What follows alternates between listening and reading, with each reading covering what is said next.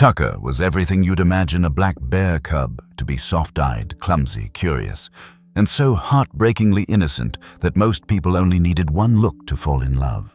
He'd tilt his head when you spoke, follow your voice like it was music, and curl up like a sleepy toddler when the sun hit just right. But somehow, no one kept him. Not once. Not twice. 7 times. 7 homes welcomed Tucker with open arms, hopeful hearts, and 1,000 promises. And 7 times they brought him back quietly, quickly, with awkward apologies and vague explanations. Some said he was too wild. Others whispered that he was distant. One simply wrote, "Not a good fit," and left without a word. At Timberlight Wildlife Refuge, tucked deep in the pine forests of Eureka, Montana, the staff kept shaking their heads. How could this happen? How could a baby black bear, healthy and bright-eyed, keep getting returned like an unwanted gift? There was no clear pattern, no red flags, no proof of anything, except a growing sense that something wasn't right, something no one had seen, or maybe something no one had wanted to see. But one volunteer couldn't let it go. She wasn't trying to adopt. She wasn't trying to fix him. She just wanted to understand. What she uncovered would change everything, not just for Tucker, but for anyone who's ever been misunderstood. So what was the truth behind the little bear no one could keep? Let's go back to the very beginning. It started like most good stories at Timberlight Wildlife Refuge do, with hope. Tucker arrived in early spring, a black bear cub no bigger than a laundry basket. He had the usual look, nervous, wobbly, still too young to make sense of the world. But even on his first day, the staff noticed something rare. He didn't cower in corners or lash out like other orphans sometimes did. He followed sounds, looked people in the eye, and most surprisingly of all, he liked being close to humans. Close but quiet. Curious but calm. In a place where many rescues come in battered or traumatized, Tucker seemed like a miracle. And miracles don't stay long. The first family arrived just a few days after his intake photo went up. They were registered wildlife fosters, a retired couple with a garden full of wind chimes and plenty of quiet space. They met Tucker, sat with him for an hour, and left smiling. "He's just what we need," the woman said. "Something to care for, something gentle." He stayed with them for 12 days. When they brought him back, they didn't meet anyone's eyes. "He's not right for us," was all they said. "We're sorry." A printed intake form checked boxes. Reason withdrawn. Not engaging. It was disappointing, but not unheard of. Young wild animals sometimes take time to adjust. The staff gave Tucker some space. He ate, he played, he slept curled in a blanket. And soon after, a new foster came forward. This time it was a single man in his 40s. Former forest ranger, now a backyard wildlife specialist. "I've seen my share of bears," he joked. "This one's a marshmallow." He brought Tucker home in a crate lined with straw and left with a confident grin. 9 days later, he called at 2 a.m. He's not sleeping. He stares at the corners. He growled at the sound of the fridge. He returned Tucker the next morning. Reason listed restless at night. Unpredictable. 2 returns might be a coincidence. 3 felt heavier. By the 4th, the staff began asking deeper questions. Each case file painted a different version of Tucker. One said he was clingy. Another said he was detached. One described him as overly tame, which raised concern from the Regional Wildlife Board. Yet the next said he was too wild, borderline aggressive. But the volunteers knew him differently.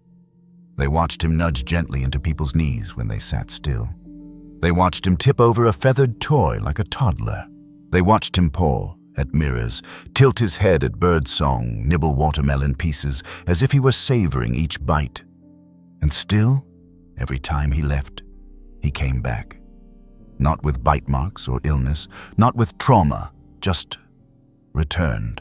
Neatly, quickly, and quietly, like someone closing a book they didn't want to finish. By the 7th return, the staff didn't even argue.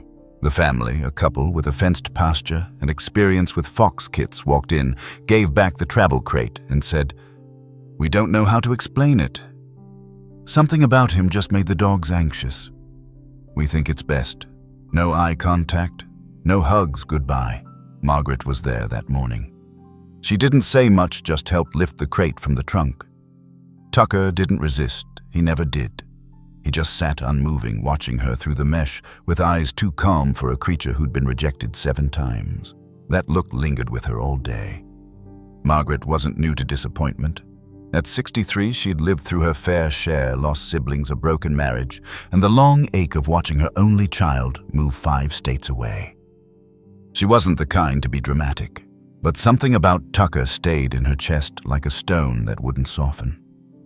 Later that week, she pulled his file from the cabinet, spread the pages across a table. One by one, she read them again. Dates, names, return notes. She grabbed a pen and started circling words. Withdrawn, clingy, startled, moody, detached, affectionate, wild, unpredictable, silent. Then she paused. It wasn't just the contradictions, it was the sameness beneath them. Every note, no matter how it was phrased, shared one subtle thread: inconsistency. He never behaved the same way in any 2 homes. Yet in the shelter, he was always the same. Gentle, quiet, playful in the afternoons, sleepy in the mornings, affectionate but not needy. The conclusion no one had said out loud suddenly whispered itself into her mind. They weren't describing Tucker. They were describing their reactions to him. What if Tucker wasn't the problem? What if it was something about the homes themselves, or the dynamic, the unseen tension? She flipped to the final page. Photos of Tucker, each one different. In one, he was curled next to a pillow. In another, crouched beside a metal water bowl. In yet another, caught mid-yawn near a screen door. None showed fear. None showed aggression, but none showed joy either. It was like he'd been waiting to be seen, waiting for someone not to react, but to observe. Margaret stood in the quiet hallway of the Timberlight office, holding the file, heart thudding. And in that moment, she made a decision not out of guilt or obligation or even hope. She would take him home, not to fix him, not to love him into something else, just to watch, to listen, to understand what everyone else had missed. Because no matter what they'd written in those reports, Margaret believed one simple truth. There's no such thing as an unadoptable bear cub. There are only animals that haven't been given the right kind of time. And she had time. That night, she packed a crate with soft towels, loaded Tucker into her truck, and drove slowly into the tall pine woods, where her cabin stood just beyond the edge of Kootenai National Forest. The drive was silent. Tucker didn't fuss. He barely moved, just watched the trees pass, one after the other, as if he'd seen them before, as if he already knew this story, but was waiting to see how it would be told. And Margaret, hands on the wheel, didn't speak. But quietly in her chest, something old and tender whispered, "Let's begin again." What Margaret didn't know was that the mystery didn't start with the first return, or even the 7th. It began long before, on a rainy afternoon in spring, miles from any house or road, where a baby black bear stood alone beside the ashes of a world he'd just lost. Long before Margaret brought Tucker home, before the 7 returns, before the questions, there was just the fire. It had been a dry spring in the Kootenai National Forest. Days of dry wind brushing through trees like matchsticks.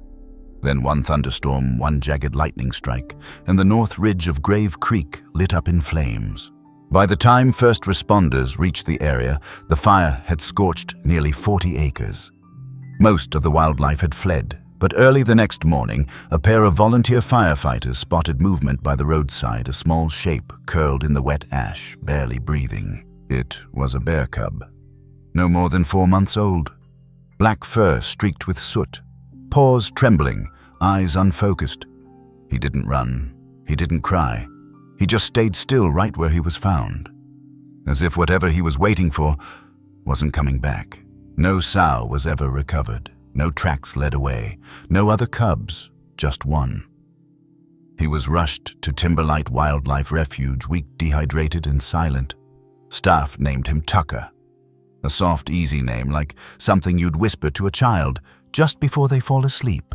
He didn't cry out in the crate. He didn't resist the milk formula or fight the vet techs. He seemed confused but oddly calm. That was the first thing people noticed about Tucker. He wasn't like other rescued bear cubs. Black bear cubs are known to be vocal. Orphaned ones often wail. Pace cling to warm objects or paw at their handlers. They act out. They panic. They grieve. Tucker didn't do any of that. He just watched. Watched with wide, steady eyes like he was taking notes. Margaret wasn't working that shift, but she heard about it in the staff meeting the next morning. She asked to check on him during her break. One look, and she felt that old stirring in her chest. The kind that doesn't yell, just breathes. He didn't move when she approached, but when she spoke softly, he blinked, just once, then tilted his head. It was a small moment. Most people wouldn't have noticed. Margaret did. The first few weeks passed uneventfully. Tucker gained weight. His paws healed. He started eating soft berries and pawing at his bedding. But even then, something was different. He didn't play with the others. At Timberlight, cubs are introduced in pairs or trios for comfort, then slowly socialized into group enclosures. But Tucker refused to engage. When placed beside another bear, Finley, a high-energy female orphan, he stayed still, backed into a corner, and turned away. He wasn't scared. He wasn't hostile. He was simply indifferent. Rhodes, the staff behaviorist, noted the oddity. "It's not fear," he said. "It's a preference. That's rarer in cubs this young." He recommended more observation, one-on-one time, and no forced pairing. Real-life parallels exist. In North America, black bears are considered solitary by nature, especially males. Cubs may bond with their mother for up to 18 months, but social connections beyond that are often shallow. In rescue centers, however, even wild-born cubs typically seek out companionship. It's natural, it's comforting, it's survival, but not for Tucker.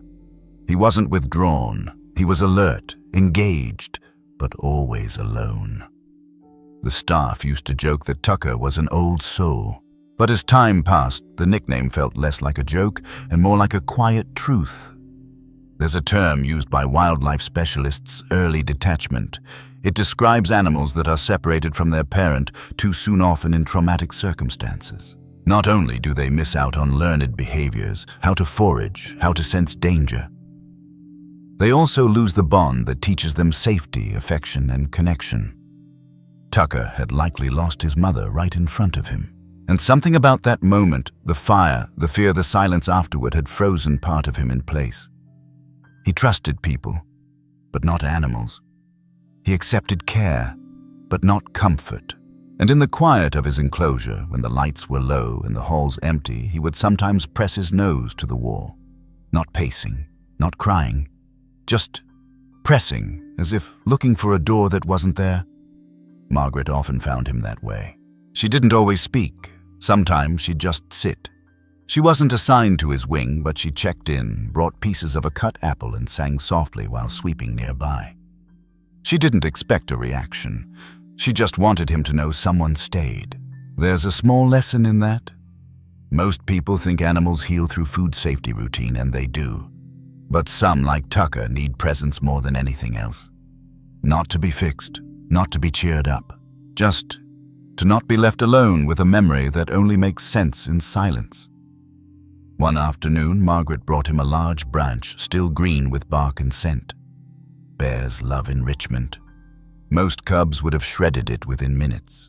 Tucker sniffed it once, then lay beside it for over an hour. Not chewing, not playing, just lying still as if trying to remember what it was for. That evening, she wrote in her journal, "I wonder if his body remembers what his mind hasn't been given time to learn, like muscle memory for a life cut too short."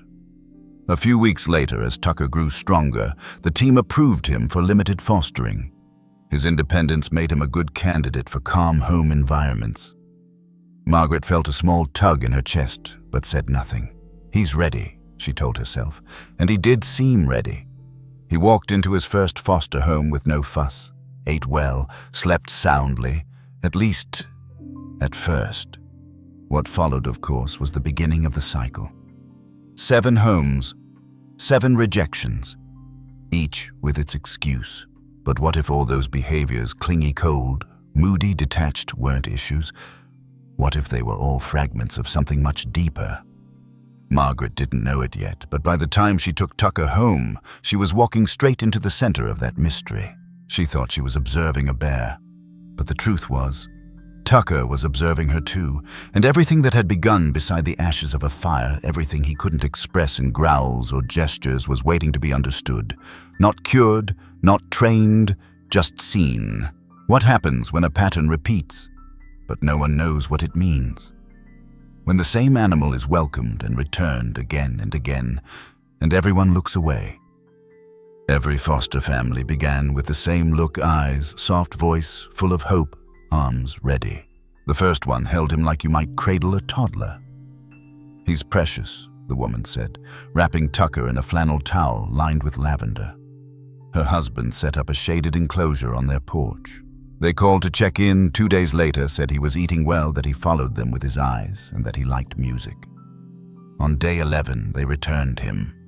No incident, no injury, no conflict, just a polite handoff in the parking lot.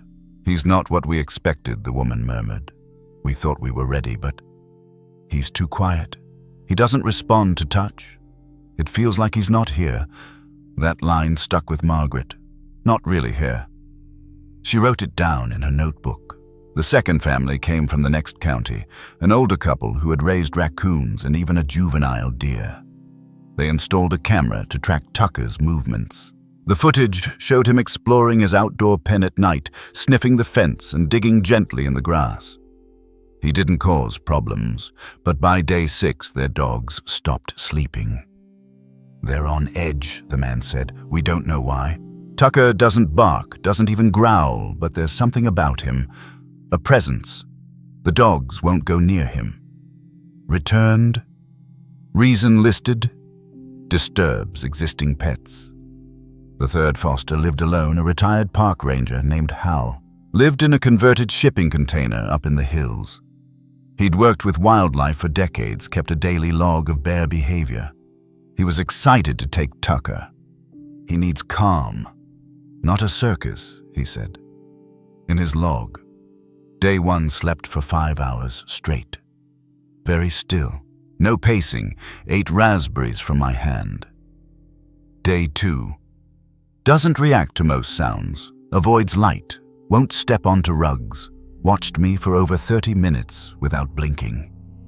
Day 4. He flinched at the sound of the wind chimes. Hid under the stairs for hours. Didn't eat dinner. Hal called that night. "I've seen bears go quiet when they're sick or hurt or scared. This isn't that. It's like he's reading the air around him and not liking what he finds." Returned on day 5. This time Margaret helped carry the crate back inside. Tucker didn't resist, but he looked back once as if trying to hold a frame in his memory. Margaret added another note to her journal. "He doesn't just come back unchanged. He comes back carrying something." After the 4th return, staff started reviewing the files more carefully. A pattern was forming not in Tucker's behavior, but in how others perceived it. One said too still, another said too needy. One claimed he growled unprovoked. Another insisted he never made a sound. The contradictions weren't just confusing, they were incompatible. And still Margaret believed them all. Not because the families were lying, but because Tucker's behavior wasn't static. It shifted not from place to place, but from person to person. Something about each environment triggered something different in him. That was the most frustrating part. He wasn't misbehaving. He was adapting, and no one seemed to notice. The 5th foster, a middle-aged teacher with no other animals, lasted 13 days. He paced by the windows at night, she said. Didn't like overhead lights. Wouldn't go near the hallway after dark. She cried when she brought him back. He deserves more than I can give. I thought I could love him through it. Margaret stayed late that night, sitting outside Tucker's enclosure. He didn't make a sound, but as she lowered herself to the floor, he pressed his nose gently against the glass. It wasn't affection, not exactly. It was present, a silent acknowledgement. He knew she stayed. Returns 6 and 7 happened so quickly it almost blurred together. The 6th home blamed behavioral incompatibility. The 7th wrote, "Something about him unsettles the household. Not a good fit. No further explanation." By that point, the staff stopped asking for details. The words became repetitive, the returns routine. But for Margaret, the question only grew louder. How could one small black bear, healthy, intelligent, non-aggressive, fail to integrate into 7 homes? She reviewed every intake form, every log. She mapped out timelines. What times was he fed? What sounds were common in each home, whether there were other animals, whether he was exposed to outdoor stimuli. It wasn't just homes he rejected. It was under specific conditions. He reacted to silence and shadows, to certain smells, to tones of voice, sometimes to music, sometimes to mirrors. Never the same way twice, but always with the same result: distance. She reached out to Dr. Rhodes, the wildlife behaviorist, and asked a simple question.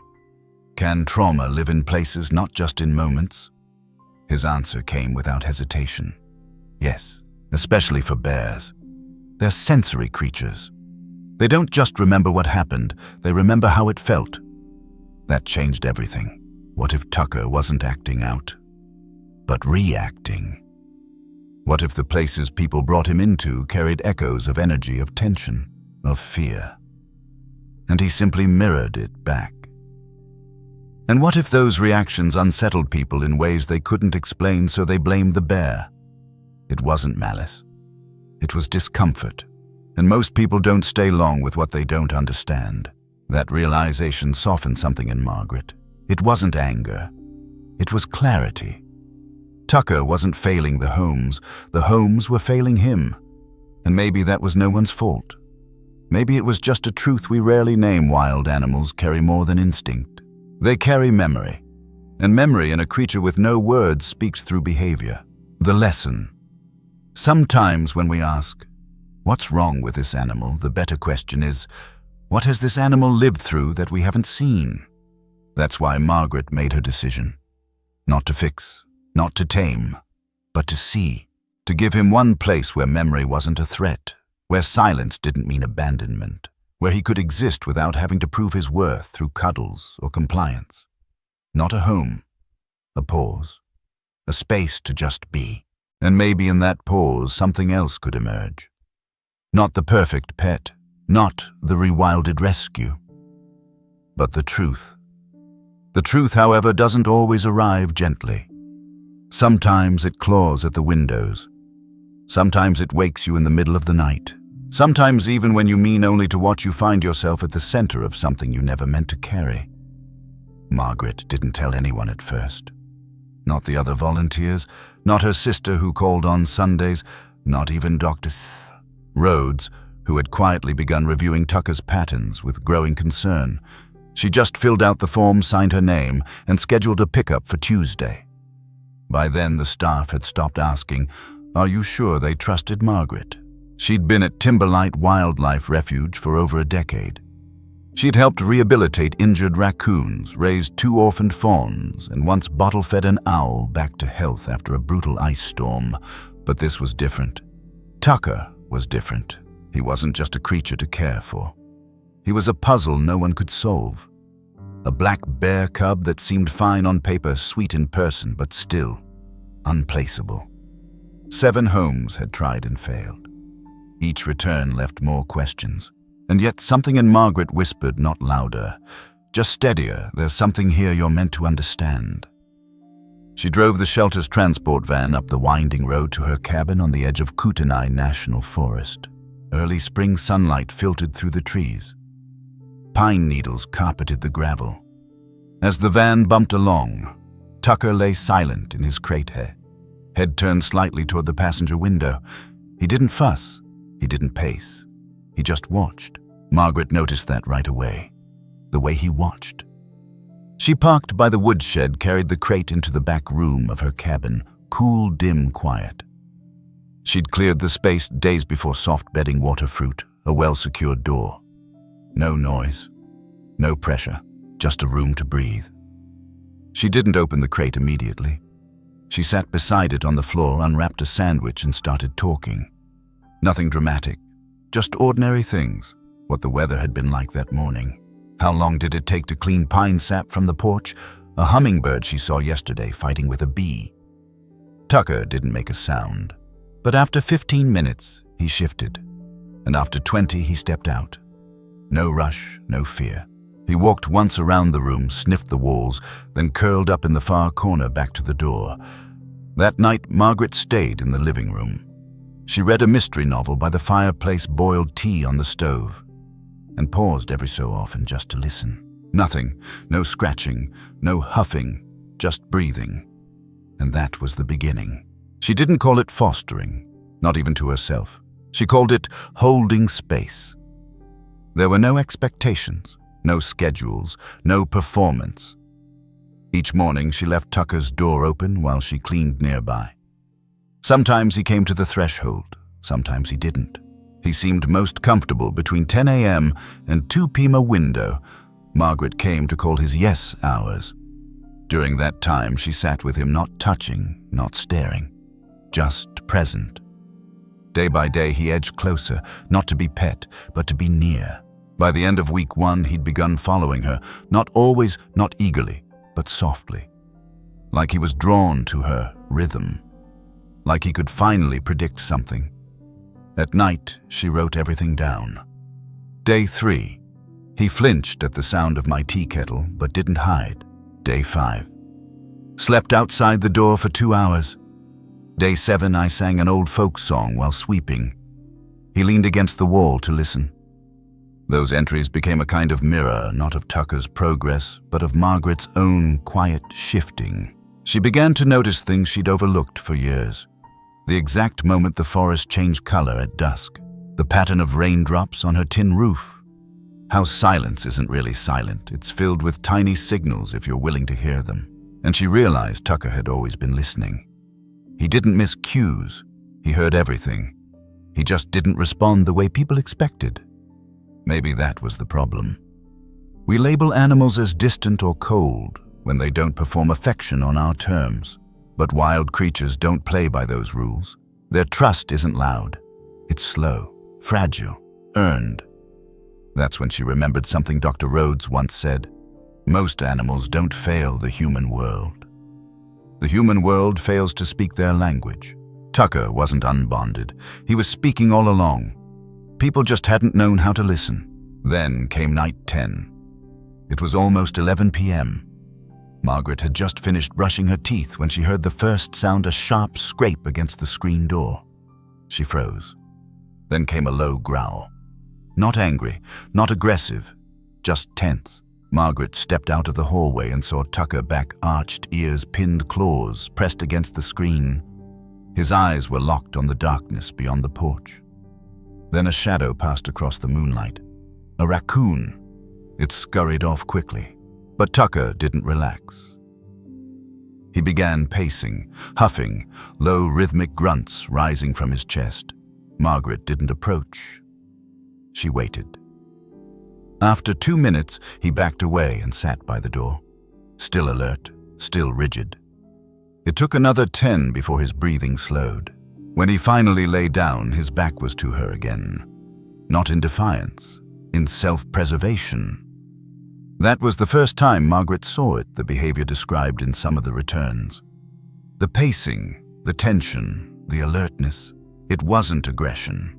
It was a memory, a reaction. Tucker wasn't scared of people.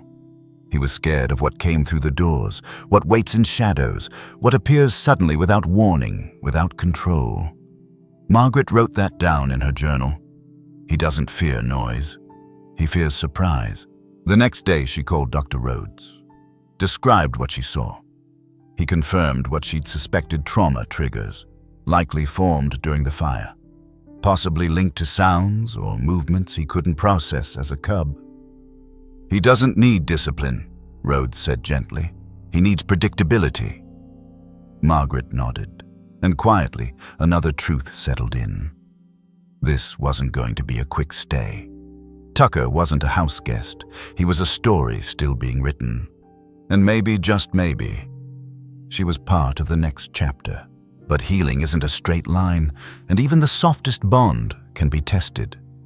In Part 5, everything Margaret thought she understood about Tucker, his fears, his patterns, his limits, would be shaken by one unexpected moment. A single night. One crack in the calm, and a choice that would define what came next. It had been going well, not perfect, but quietly, gently promising. Tucker had begun to settle into a rhythm. He rose with the morning light, sat near Margaret while she read, and followed her into the kitchen during meal prep, his claws tapping lightly on the old wooden floor. He still didn't like fast movement, still flinched at certain sounds, a dropped spoon, the hum of the fridge motor cycling on, but the reactions were smaller now, contained. Margaret learned his patterns, his silences, his small signs of comfort. She left the porch light on at night. Let the curtains stay drawn. No surprises, no noise he didn't recognize. She even began to hope. Hope that maybe, just maybe, the worst had passed. But the thing about trauma is, it doesn't disappear. It waits. And on night 14, it found its way back in. It began with a hum. A low, constant vibration Margaret felt more than heard. She was lying in bed just after 11 p.m. when she noticed the change. The air had gone tense, like the trees were holding their breath. Then came the soft flicker of movement on the back deck. Shadows cast long by the porch light, a flutter, a scrape, and then a sound she hadn't heard in 2 weeks, Tucker's growl. It started low in his chest. Built slowly. By the time Margaret reached the living room, he was already at the back door. Ears flat, claws spread, teeth bared at the screen. His entire body buzzed with tension, his frame tight and still. She stepped closer. On the other side of the screen, a dog. Large, tan, unfamiliar, stood frozen on the porch. Stray probably wandered in from a neighboring cabin. Its tail was high, its posture weiss and sure. One step closer, and Tucker lunged. The screen door held, but only barely. Margaret gasped, nearly stumbled, reaching instinctively for the frame. "Tucker," she called, not a shout, just his name, steady and clear. He froze. Not in obedience, in confusion. His breath was ragged. His claws scraped once more at the wood, then he backed away, slowly. The dog took off, startled by the movement. Tucker remained still for a moment, then turned toward Margaret. His eyes were wide, unfocused, not wild, but distant. She didn't move. She didn't scold him, didn't try to soothe. She just stood still. After 30 seconds, he lowered his head and walked back to his bed. Laid down, closed his eyes, and Margaret, heart pounding, hands shaking, slid down the wall until she was sitting on the floor, knees to her chest. It was the first time she'd seen him like that. The first time he'd lost control. The first time she saw the thing no one wanted to talk about, the flash of unpredictability behind all the softness, all the quiet. The thing that probably sent every family reaching for a reason to give him back. They didn't know what to call it. They couldn't name what they saw. So they said he doesn't fit. They said too clingy, or too detached, or not what we expected, but the truth was simpler. He scared them. Not because he attacked, because he changed. Because beneath the calm was something wounded, and when that wound got touched, it pushed back. Margaret stayed on the floor for a long time, long enough to feel her body settle, long enough to hear Tucker's breathing return to normal. And as she sat there, one thought kept echoing through her. He's not dangerous. He's scared. The next morning, she called Dr. Rhodes. She explained what happened, every detail. The dog, the lunge, the aftermath. Rhodes listened in silence, then said, "You found his threshold. His what? His edge. The line between who he's learned to be and what his body still remembers." Margaret understood. Trauma isn't always loud. It lives quietly in corners. It curls into habits, but when triggered, it doesn't ask for permission, it reacts. That's what happened to Tucker. The presence of the dog, the timing, the confined space, it pushed him past that quiet line, past regulation, past observation, into instinct. Rhodes offered a plan. They'd work together to retrain Tucker's associations, not force change, but guide it, replace unpredictable moments with structure, reintroduce triggers slowly, teach him not to ignore his instincts, but to feel safe enough not to act on them. It would take time and patience and absolute consistency. Margaret agreed, but that night, sitting by the fireplace with Tucker curled near her chair, she wrote something in her journal that wasn't part of the training plan. I don't need him to change. I just need him to feel like he doesn't have to fight anymore. That was her real goal, not to tame, not to rewild, just to offer peace. It's a lesson not just about animals, but about ourselves. So often, when something snaps inside someone, when a person lashes out, withdraws, panics, we label them as broken, difficult, dangerous. We react. But behind every reaction is a story, a set of memories shaped by moments no one else saw. Sometimes what looks like aggression is just a memory that hasn't been translated. And sometimes what someone needs most is a steady presence that stays even when the edges show. That's what Margaret chose to be. Not a trainer, not a fixer, just someone who wouldn't walk away. In the weeks that followed, the work began. Tucker was introduced to controlled stimuli recordings of barking, gentle movement outside windows, soft flashes of shadow, each followed by comfort, routine, and safety. The goal wasn't to eliminate the reactions. It was to shorten the gap between reaction and recovery. And slowly, he began to shift. Margaret kept a separate notebook just for progress. She called it the softening. Day 3. Saw a squirrel. Looked. No pacing. Day 6. Heard a bark. Stiffened, but stayed lying down. Day 10. Rested beside me while the wind blew the curtain. Each line a piece of trust built not in people but in the world. The bear who once clawed at the door now lay beside it, eyes half closed, breathing slow. Not because the triggers disappeared, but because they no longer controlled him. But to truly understand Tucker's behavior, to move beyond training into transformation, Margaret needed help decoding the deeper layers of his fear. In Part 6, Doctor Rhodes steps in to guide the next chapter. Together, they begin to understand what makes a wild animal feel safe in a human world, and what happens when trust begins to take root. A blink that lingered, a yawn, the way he exhaled through his nose when her footsteps didn't startle him. These were not commands obeyed, but instincts slowly loosening their grip. Still, she knew what she didn't know, so she invited Dr. Jason Rhodes to visit. It was a quiet Tuesday when he arrived, sunlight flickering through pine branches, Tucker lying near the cabin's side deck. Dr. Rhodes didn't approach him directly. He sat on the steps and waited, said nothing, just watched. Tucker lifted his head once, didn't move, then lowered it again. That was enough. Over tea, Margaret brought out her journal. She showed Rhodes the notes, the behavior patterns, the lunging incident, and the slow recovery since. He nodded, often rarely interrupting. When she finished, he leaned back and said, "He's not unpredictable. He's consistent with a set of rules you haven't fully uncovered yet." That one sentence reframed everything. People had called Tucker moody, hard to understand, even unstable. But in Rhodes's view, his behavior made perfect sense if you understood the logic of a wild mind. Rhodes had spent most of his career working with bears. Black bears, grizzly bears, even orphans rescued from defunct roadside attractions. His specialty was trauma and behavioral memory. And what he explained next would change how Margaret and eventually Tucker's entire care team viewed him.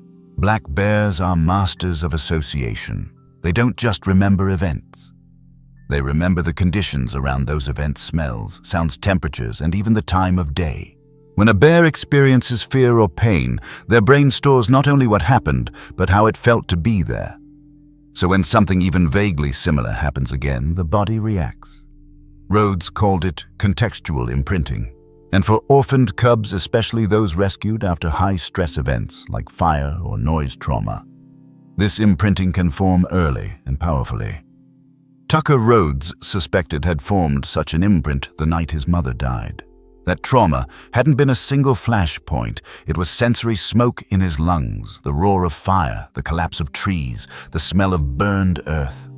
His body had absorbed everything, and now even in safety, even surrounded by kindness, that same body still watched, still listened, still waited, because something in him believed danger can look like peace before it arrives. Rhodes gave an example from a previous case, a grizzly cub named Boone. Boone had been rescued after being found trapped inside an abandoned shed. He was dehydrated and injured, but physically recoverable.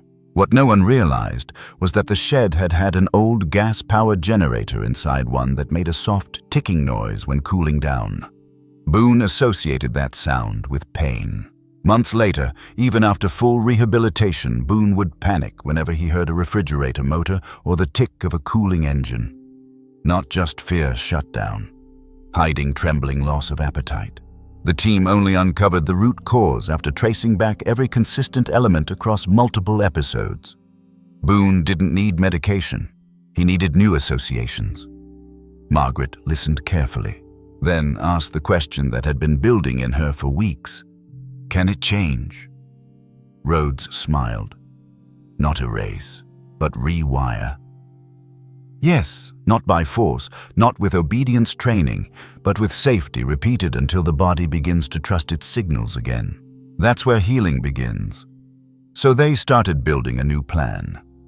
Tucker's environment wouldn't change, his experience of it would. Each day included small, intentional exposures. A recording of forest sounds played softly. A slow-moving shadow passed across the window. A distant dog bark played at a low volume. Each time, the moment was followed by something comforting, familiar food, a steady tone of voice, or Margaret's presence. The idea wasn't to eliminate reactions. It was to show Tucker that not every shadow equals danger. And slowly, his brain began to relearn. Margaret documented everything. Day 2. Heard a distant bark, ears lifted but no pacing. Day 5. Wind rustled porch chimes. Tucker looked up, then continued eating. Day 8, I walked across the room carrying a blanket. He watched but stayed lying down. Nothing dramatic, but everything meaningful. It's easy to overlook progress when it's quiet, when it doesn't come with fanfare or applause. But the biggest changes often begin in silence. Rhodes visited again 10 days later. This time, when he arrived, Tucker stood near the cabin steps, watched him, then walked to the edge of the yard and sat down. That small act of pause, then distance, not retreat, meant something had shifted. Not trust in Rhodes necessarily, but trust in the moment. It's a lesson Margaret kept returning to. We ask animals to adapt to our world, our rules, our pace. But rarely do we slow down enough to adapt to theirs. Tucker didn't need a new handler. He needed a new narrative, one that didn't label him difficult but recognized what he'd survived. By week 3 of the new approach, the unexpected happened. Tucker began to initiate contact. Not often, not dramatically, but he would approach when Margaret sat down. He'd press his nose gently to her sleeve. One time he nudged his paw onto the porch step, then backed away, but not in fear, in thought. It was enough. Because healing isn't a single event. It's the repetition of safety, the soft reteaching of the body that this moment is not the same as the one before. Rhodes helped Margaret understand one final insight. He said, there's no such thing as overreacting to a wild animal. There's only responding with the tools they were given. The key isn't to take those tools away, it's to give them new ones. Like stillness, like a gentle rhythm, like space. And maybe most of all, like companionship that doesn't demand performance. Margaret realized something else too. The version of Tucker that people thought was too quiet wasn't incomplete. It was careful. And what had once been seen as aloofness was intelligence, a cautious awareness of everything around him processed by a brain built not for comfort but for survival. That's what people missed. They thought Tucker was unbonded. But in truth, he was observing all the time, waiting for the moment when he didn't have to hide the parts of himself that remembered fire. And now those parts were starting to step out into the open. Not all at once, but enough to say, I'm still here. But Tucker's journey wasn't finished. Because while Margaret and Rhodes had given him space to breathe, life, as it often does, had one more lesson waiting. And it came in the form of another animal. Another rescue who had also been misunderstood, also been returned, and who would become something Margaret never expected. A companion. In part 7 we meet Biscuit, and we discover what happens when two quiet creatures find courage in each other. Margaret didn't set out to find Tucker a friend. She wasn't trying to fix anything or fill a space or complete some emotional arc. When the call came from Timberlight about a returned red fox named Biscuit, her first instinct was hesitation. Tucker was just beginning to regulate, just starting to breathe without tension, to eat without scanning the room, to rest in ways that looked like trust. Introducing a second animal, especially one with his unknown past, felt risky. But the staff at the refuge had few options. Biscuit had been returned 3 times in less than a year. He was too timid for release, too jumpy for traditional sanctuary spaces. Not aggressive, not sick, just hard to place. Margaret knew that description well, so she said yes. Biscuit arrived in a crate tucked quietly in the back seat of a volunteer's Subaru. When the door opened, he didn't bolt, he didn't growl. He simply curled tighter into himself. Amber eyes, wide tail twitching in small, uneven beats. Margaret didn't try to coax him out. She carried the crate into the covered side enclosure safe, shaded separate from Tucker's usual space. She left the door open and stepped back. It took Biscuit nearly an hour to emerge. Even then, he didn't explore. He moved in half circles, brushing the edges of the fencing nose low to the ground. His body said, "I've been somewhere before." And it didn't go well. Margaret sat near the edge of the enclosure, notebook, open pen resting against her leg. She didn't write anything that day. She just watched. And the next day. And the one after that. By the 3rd morning, Biscuit was eating with his eyes closed, an early sign of comfort in many wild animals. By the 6th, he began leaving small objects in the corner of his pen, a stone, a bit of moss, a pine cone he seemed to favor. Margaret let them be. She understood that ritual. Some creatures nest with materials, others nest with memory, and memory was something Biscuit carried heavily. He flinched at sudden movement, disliked eye contact, and froze when someone entered the enclosure too quickly. But when left alone, he began to stretch, literally. His body elongated across the warm patches of sun. His tail curled in rhythm with the breeze. And for the first time in weeks, Margaret felt something unfamiliar on the property balance. That's when she started wondering. Could Biscuit and Tucker coexist? They didn't have to bond, just share space. It wasn't unheard of. In wildlife sanctuaries across North America, black bears have occasionally shown tolerance toward smaller animals. Not domestic affection, but peaceful coexistence, especially if the introduction was gradual and well managed. So they started slow. Phase 1 was scent. Margaret placed towels from Tucker's enclosure near Biscuit's food tray. The fox sniffed, backed away, and circled, then returned. By the next day, he was sleeping beside it. Phase 2 was sound. She played a looped audio of Tucker moving his claws on wood, his soft grunts, even his yawns. Biscuit flinched the first time, but by week's end, he barely noticed. Phase 3 was sight. This was the part Margaret feared most. She installed a mesh divider between their adjacent enclosures. For the first time, they could see one another. Tucker approached slowly, head tilted. Biscuit crouched low, tail still, nose twitching. Then nothing, no barking, no growling, no fear, just a long stare. Then both turned away. Margaret wrote in her journal that night, they didn't run, they didn't reach. They just saw each other, and that might be enough for now. Over the next 2 weeks, something began to shift. Each day Tucker moved closer to the divider. Each day Biscuit stayed a little longer in sight. And then on a quiet Thursday morning, they touched noses. Just once, a soft, brief contact, barely a second. But Margaret saw it. And more than that, she felt what it meant. This wasn't dominance, it wasn't curiosity, it was recognition, a silent, wild sort of empathy that doesn't need words. Two creatures who had both been returned, both been misunderstood, both carried memories that made them careful. Now, sharing a moment neither had been given before. The chance to belong, not to a person, not to a role, but simply to a space where they weren't feared for being themselves.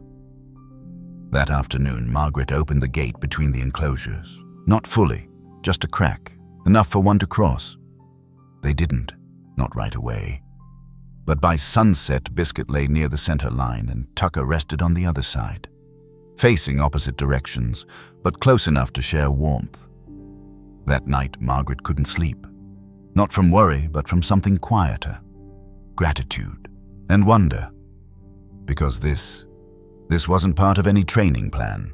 This was something older, wilder, quieter. This was trust passed between animals with no language except behavior. By week 4, they shared a space fully. They still didn't play in the traditional sense, but they moved together, ate near one another, slept at opposite corners of the porch. Tucker stopped startling at rustling noises. Biscuit stopped freezing when someone entered the yard. They seemed to regulate one another without effort. And Margaret, watching from her window, wrote something new in her notes. Maybe healing doesn't happen alone. Maybe some creatures need to see someone else survive before they believe they can. That insight stuck with her. Because this wasn't just about wildlife anymore, it was about people too. So many of us carry wounds that don't show. We flinch at the wrong things. We pull away when we want to connect. We're told to toughen up, fit in. It would be easier to love. But the truth is, sometimes we need someone beside us who understands fear too. Not to fix us, just to stand there, quiet, breathing, whole. And suddenly, the world feels less sharp, less alone. In wildlife circles, stories like this don't often make headlines. There's no viral footage of a bear hugging a fox. No dramatic rescue, no flashy ending, but for those who've lived in the quiet of animal care, this is the moment that matters. Not the first meal, not the medical recovery, but the first time two animals, each shaped by past rejection, find calm in one another's company. But life at the cabin couldn't stay paused forever. As Biscuit and Tucker settled, Margaret faced the one decision she hadn't let herself make. Would she return Tucker to the system again, or was there still something he hadn't been given? In Part 8, we reach the emotional conclusion of Tucker's journey and Margaret's. A moment that asks, what does forever look like for a wild animal who's finally found peace, and for the human who's found healing right alongside him? Margaret had never liked the word forever. It felt too big, too sure, too permanent. Life had taught her that even the most solid things, marriage, health, certainty, could change in an instant. She preferred words like steady, daily present, things you could hold without promising more than you had. But lately, she found herself standing at the edge of a decision, one that asked her to choose what Tucker's future would be. Not someday, not when he's ready. Now. The truth was, he had met every marker Timberlight required for rehoming. His aggressive reaction triggers had lessened. His recovery time after startle events was shorter. He had shown tolerance toward another animal. He was eating, resting, and bonding. He was adoptable again. Technically, a few interested fosters had already reached out, well-meaning people, thoughtful, patient. They'd seen the updates, followed the story, even filled out the forms. But Margaret hesitated, not because she doubted their intentions, but because she'd come to understand something about Tucker that few others had. He wasn't a case file anymore. He was a presence, and presence is not something you transfer, it's something you build. Each morning he came to her porch without being called, not for food, just to be nearby. Each evening he curled into his quiet corner near the radio, resting when the soft jazz came on her favorite station. Biscuit stayed close too, sometimes near Tucker, sometimes watching from the edge. Their rhythms matched now, their boundaries softened. They had, without instruction, created a kind of harmony. It was nothing dramatic, just two wild animals who had learned that they didn't need to hide anymore. And that kind of peace you don't undo with a form. One morning, while sweeping pine needles off the steps, Margaret found a small cluster of objects placed in a neat line beside her rocker. A pine cone, a leaf, a small strip of bark, and a stone she hadn't seen before, rounded smooth, unusually pale. She hadn't placed them there. Biscuit couldn't carry them all. Tucker didn't usually move items, but here they were, arranged intentional and quiet. She sat down slowly, the broom falling across her lap, and just looked, not at the items, at everything they meant. She thought about the first night she brought Tucker home. How did he not growl? How did he not seek her out? He simply curled into a corner, watching the room without blinking. She remembered the midnight break, the screen door, the dog, the lunge, the way he came back from that, not immediately, but honestly, without pretense. She remembered the silence between Tucker and Biscuit, the kind that never asked for anything but didn't push away warmth when it came close.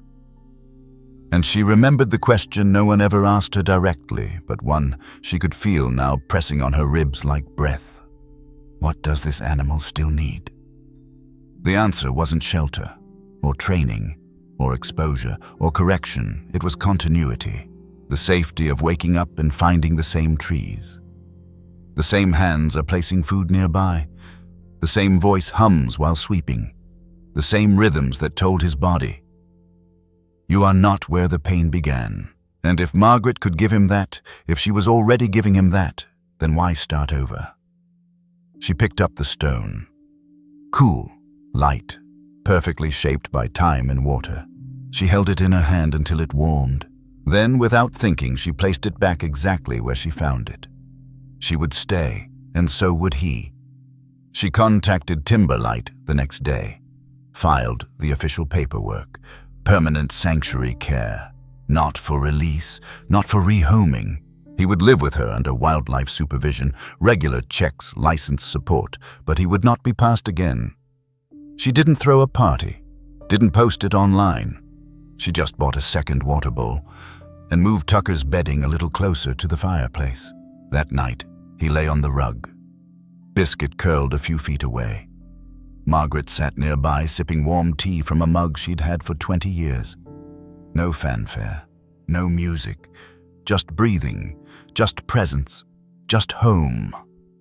There's a lesson in all of this, not just about bears or foxes or wildlife rescue, but about the kind of commitment that doesn't need to shout, the kind that shows up every morning and says, "I'm still here." It's easy to call something broken when it doesn't meet our expectations. Easier still to return what we don't understand.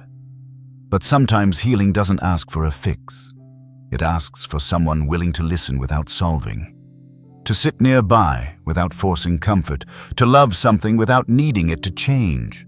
And when that happens, when connection is built from quiet rather than performance, transformation becomes possible. Tucker didn't become a pet. He didn't become a teaching tool. He didn't become a symbol. He just became himself, safe, present, and finally allowed to stay. And in doing so, he gave Margaret something too, a reason to slow down, to care without rescuing, to remember that some of the most important bonds in life are the ones that unfold quietly over time. So now let me ask you something. Have you ever felt like Tucker, misunderstood for your reactions? Returned by people who never stayed long enough to learn your language? Maybe you've been Biscuit, the one who watched, waited, and kept your distance until safety finally came close. Or maybe, like Margaret, you've been given a choice. To stay, to hold space, to be steady when it would be easier to walk away. If this story has touched something in you, if it's reminded you that healing can be slow and still beautiful, Take a moment, breathe, and maybe if you feel like it, like the video. Subscribe to the channel, not just to support the story, but to remind yourself that there's still goodness in quiet places. And sometimes the greatest act of love is staying.